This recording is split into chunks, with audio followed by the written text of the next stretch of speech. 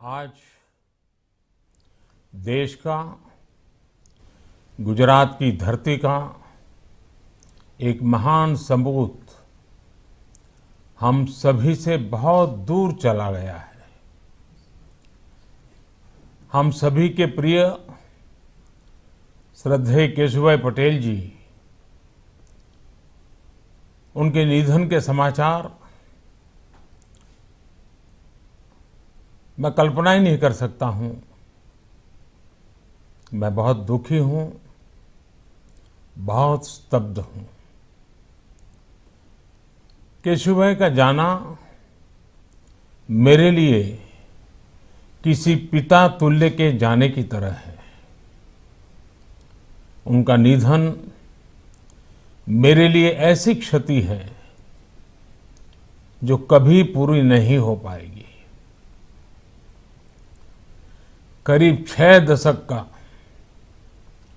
सार्वजनिक जीवन और अखंड रूप से एक ही लक्ष्य, राष्ट्रभक्ति, राष्ट्रहित। केशुभाई एक विराट व्यक्तित्व के धनी थे। एक तरफ व्यवहार में सौम्यता और दूसरी तरफ फैसले लेने के लिए दृढ़ इच्छा शक्ति उनकी बहुत बड़ी खासियत थी। उन्होंने अपने जीवन का प्रतिपल समाज के लिए, समाज के हर वर्ग की सेवा के लिए समर्पित कर दिया था। उनका हर कार्य गुजरात के विकास के लिए रहा। उनका हर फैसला प्रत्येक गुजराती को सशक्त करने के लिए रहा। एक बहुत ही साधारण किसान परिवार से उठकर निकलने वाले हमारे केशुभाई किसान के, गरीब के उन दुखों को समझते थे, उनकी तकलीफों को समझते थे। किसानों का कल्याण उनके लिए सर्वोपरि था। विधायक रहते हुए, सांसद रहते हुए, मंत्री या फिर मुख्यमंत्री रहते हुए केशुभाई ने अपनी योजनाओं में, अपने फैसलों में किसानों के हितों को सर्वोच्च प्राथमिकता दी। गांव, गरीब, किसान के जीवन को आसान बनाने के लिए उन्होंने जो काम किया, राष्ट्रभक्ति और जनभक्ति के जिन आदर्शों को लेकर वो जीवन भर चले, वो पीढ़ियों को प्रेरित करती रहेगी। केशुभाई गुजरात के रंग रंग और रग रग से परिचित थे। उन्होंने जनसंघ और भाजपा को गुजरात के हर क्षेत्र में पहुंचाया, हर क्षेत्र में मजबूत किया।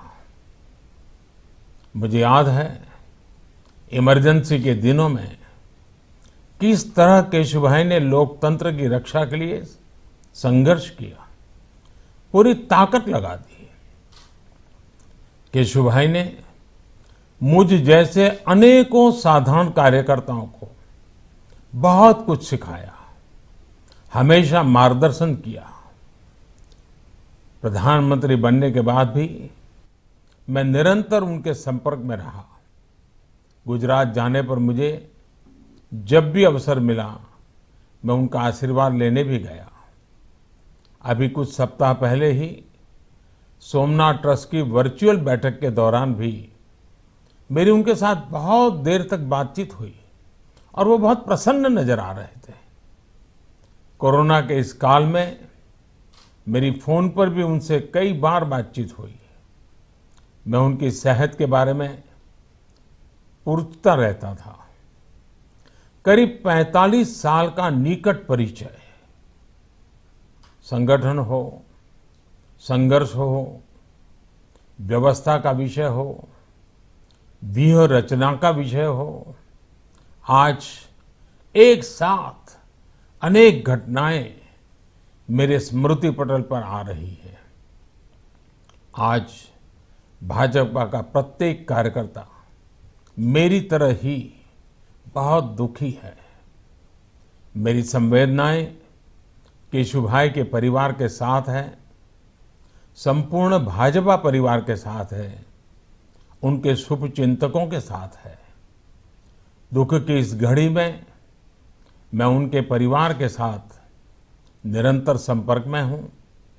मैं ईश्वर से प्रार्थना करता हूं कि केशुभाई को अपने चरणों में स्थान दे, उनकी आत्मा को शांति प्रदान करे। ओम शांति शांति शांति।